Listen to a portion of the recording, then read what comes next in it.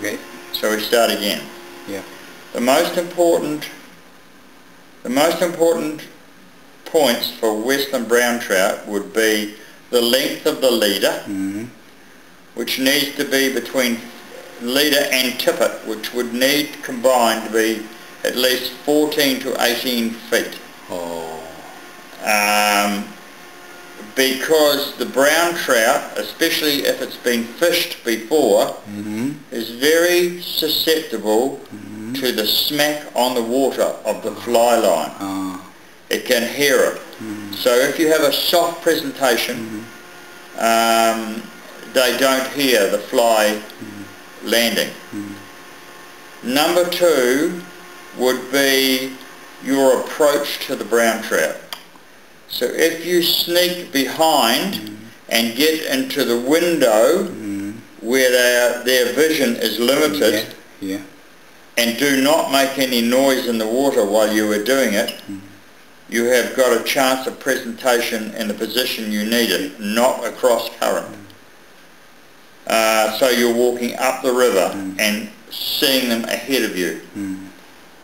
And I think the last thing would be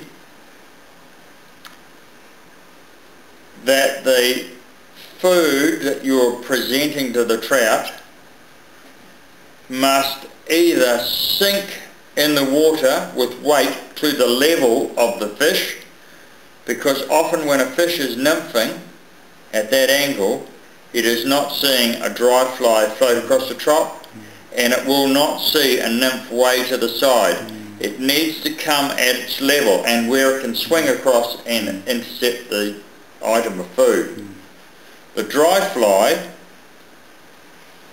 once you've presented a dry fly twice, you change flies. Oh, really? Do not continue to fish more than twice.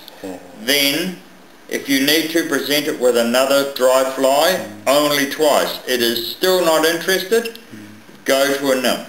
So fish the surface first and then the nymph. And if all else fails and the trout will not respond, use the most outlandish fly you have in your box, whether dry or wet. Especially a small streamer pattern stripped past a fish often will make an immediate response.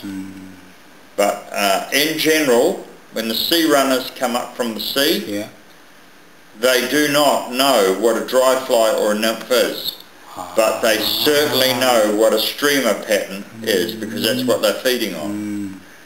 But once the season for the sea runners at the river mouth is gradually declining and the small fish are not entering the river mouth, they move upstream, and at that point they start to look for other food types, and that's when the dry fly and the nymph become paramount.